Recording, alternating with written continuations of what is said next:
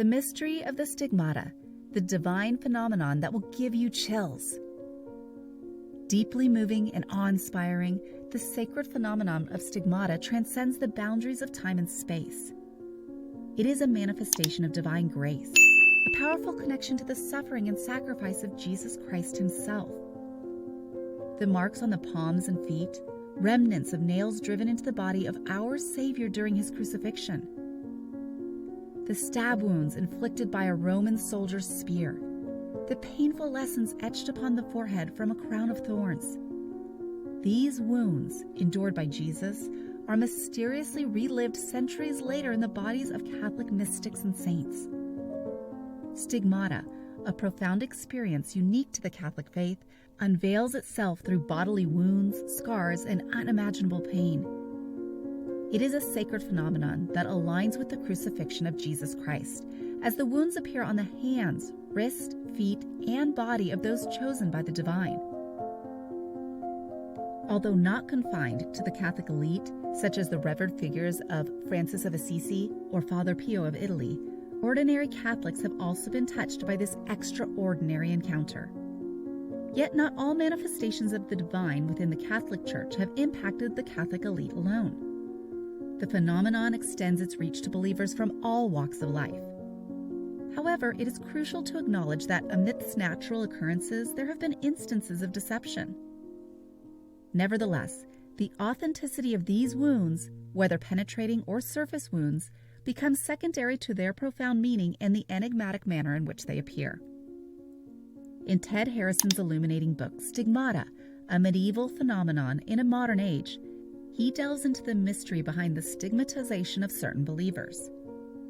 Harrison uncovers that there is no single cause for these sacred markings, nor are there clear indications of supernatural origins in modern case studies. The truth behind the stigmata remains shrouded in ambiguity, inviting both awe and wonder. To truly comprehend the significance of the stigmata, one must look back at the early medieval period in the Catholic Church, a time of immense historical importance. Pope Leo XI, during the Middle Ages, a prominent figure, played a significant part in the division of the Eastern and Western Orthodox churches, known as the Great Schism of 1054. Pope Leo, revered for his contributions, was later canonized as a saint.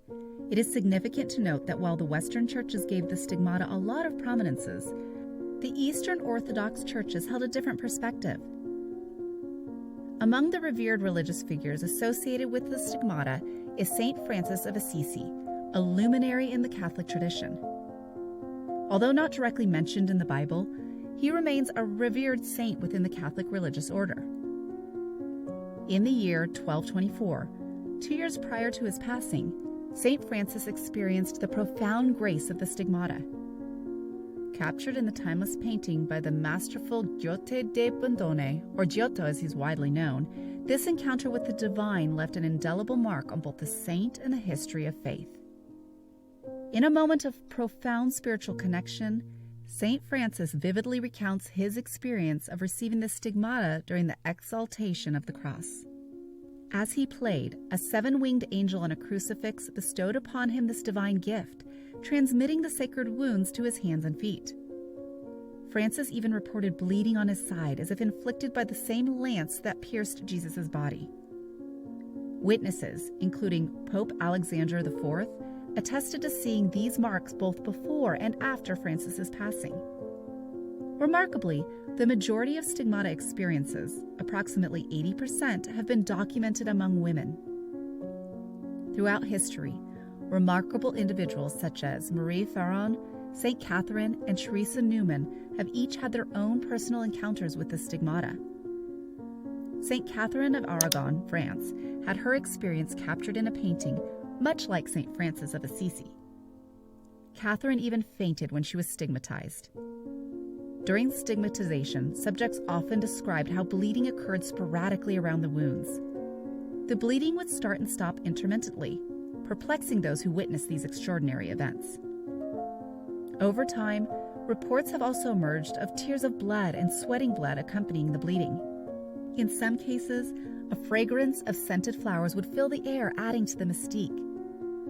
The experiences of stigmatized individuals were often intertwined with intense fasting periods, marked by the refusal to consume regular food, a practice known as inedia.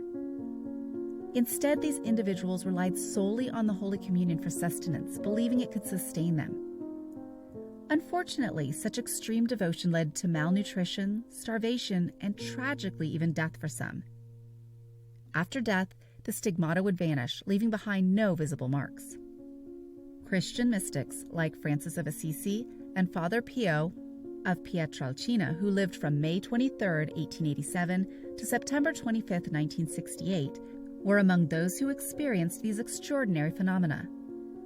Father Pio, a revered figure, received the stigmata in his younger years in 1918. Examiners from the medieval period observed that bleeding from his sides would flow and stop intermittently, just like the marks on his hands and feet. Astonishingly, no signs of infection or necrotic tissue were present at any time. Father Pio was an active participant in the construction of the Casa Sollievo della Sofferenza Hospital, which was inaugurated on July 5, 1956, on a hill in San Giovanni Rotondo. Funded by the Vatican, this hospital has become a renowned center for medical research. Father Pio's popularity only grew after his passing, as he was revered as a mystic and sought-after advisor. Despite his extraordinary reputation, there were those, including religious and non-religious medical professionals, who sought to discredit Father Pio as a fraud. Some claimed that he used corrosive materials like carbonic acid on his body.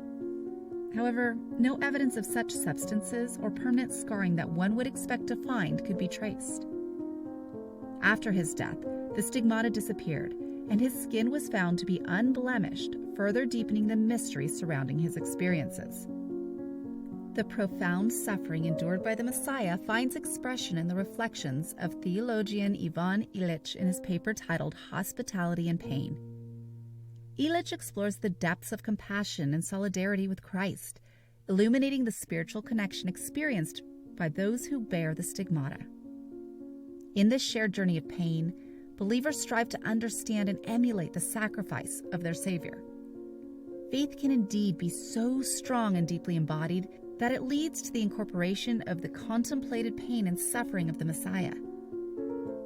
Individuals like Teresa Neumann, a German Catholic mystic and stigmatist, provide examples of such profound religious faith and experiences. Teresa was born into a large but impoverished family in Bavaria and eventually became a member of the Third Order of St. Francis. Teresa's life took a dramatic turn when she suffered partial paralysis due to an accident in her uncle's barn. She experienced subsequent falls that further impaired her eyesight, eventually leading to complete blindness in 1919.